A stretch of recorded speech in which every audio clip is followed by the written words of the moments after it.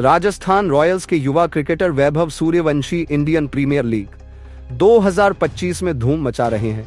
14 साल के वैभव ने गुजरात टाइटंस के खिलाफ मुकाबले में सिर्फ 35 गेंदों पर शतक जड़ा था।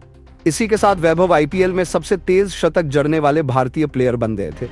हालांकि वैभव 1 मई और 4 मई के मुकाबले में कुछ खास नहीं कर सके।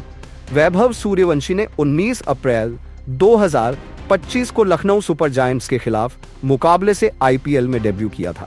वैभव ने अपने आईपीएल डेब्यू के दौरान पहली ही गेंद पर शार्दुल ठाकुर को छक्का लगाकर अपने डेब्यू की शानदार घोषणा की।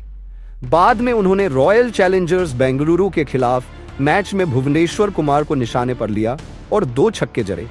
फिर गुजरात के खिलाफ तो उन्होंने कमाल कर दिया। आईपीएल में रिकॉर्ड तोड़ पारी खेलने के बाद वैभव सूर्यवंशी की असली उम्र को लेकर सवाल उठ रहे हैं।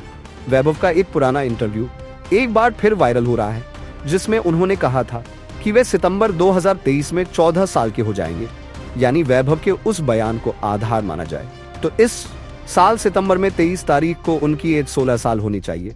हालांकि आईपीएल के रिकॉर्ड बुक के मुताबिक वैभव सूर्यवंशी का जन्म 27 मार्च 2011 को हुआ था और उनकी मौजूदा उम्र 14 साल और 36 दिन है। मशहूर स्टैट्समैन मोहनदास मेनन ने वैभव की उम्र को लेकर हैरानी जताई थी।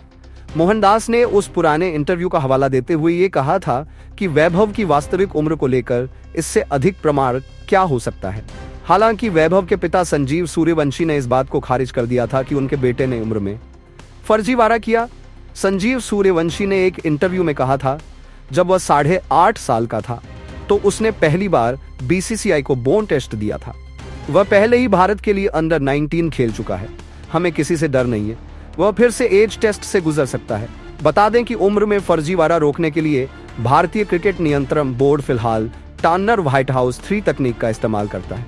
इस तकनीक में खिलाड़ी की हड्डी की परिपक्वता की जांच करने के लिए बाएं हाथ और कलाई का एक्सरे किया जाता है।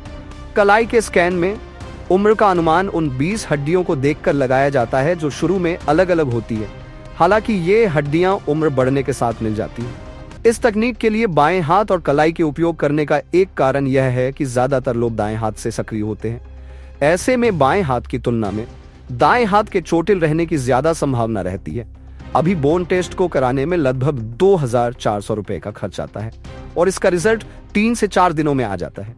अभी राज्य एसोसिएशन ही खिलाड़ियों का टेस्ट करवाते हैं, जो बीसीसीआई के ऑब्जर्वर्स की मौजूदगी में होता है। यहाँ टेस्ट होने के बाद सैंपल को एक्सपर्ट्स के पास भेजा जाता है, जिसके बाद इसके नतीजे सामने आते हैं। बता दें कि साल 2019 में जम्मू कश्मीर के रसिक सलाम डार ने उम्र में फर्जीवाड़ा किया था, जिसके बाद बीसीसीआई ने उन पर 2 साल का बैन लगा दिया। उनके अलावा मनजोत कालरा, अंकित बावने जैसे प्लेयर्स का नाम भी इसमें आ चुका है।